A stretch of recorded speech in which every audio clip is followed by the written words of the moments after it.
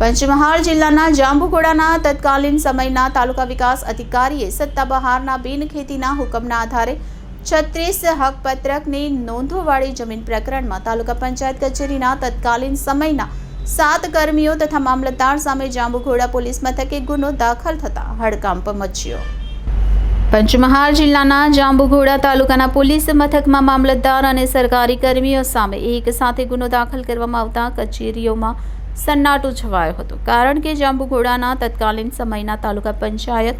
અને મામલતદાર કચેરીના સત્તાધીશોએ સત્તા બહારના બિનખેતીના હુકમના આધારે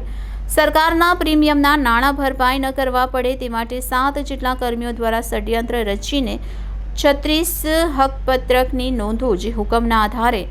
જાંબુઘોડા મામલતદાર ધારા કચેરીમાં કેન્દ્રમાં દાખલ થઈને પ્રમાણિતપણે થઈ ગઈ હતી। 1 વર્ષ પૂર્વે જાંબુઘોડા મામલતદાર કચેરીના ધારા કેન્દ્રમાં દાખલ થયેલ 36 હકપત્રકની નોંધો શંકાસ્પદ હોવાની બહાર આવેલા પ્રકરણોની તપાસ માટે પંચમહાલ કલેક્ટર આશિષ કુમાર દ્વારા મહેસૂલ અને જિલ્લા પંચાયતની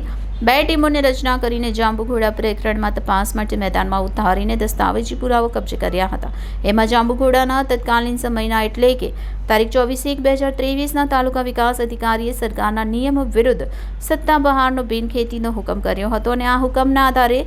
36 હકપત્રકની નોંધ હુકમના આધારે દાખલ કરવાના કરાયેલા ખેલમાં સરકારને પ્રીમિયમની રકમને ખૂબ મોટું નુકસાન કરાયું હોવાના ચોક્કસ ષડયંત્રનો પર્દાફાશ થતાં પંચમહાલ કલેક્ટર કચેરીના ઇન્ચાર્જ ચીટનેસ કલેક્ટર સોએબ ઇસ્માઇલભાઈ લોઢાએ જાંબુઘોડા પોલીસ સ્ટેશનમાં ફરિયાદ દાખલ કરવા અંગે લેખિતમાં જાંબુઘોડા તાલુકા પંચાયત અને મામલતદાર કચેરીના તત્કાલીન સમયના 7 રાજ્ય સેવકો સામે ગુનો દાખલ કરવામાં આવતા જ જિલ્લા વહીવટી તંત્રમાં ભારે ખળભળાટ મચી જવા પામ્યો હતો।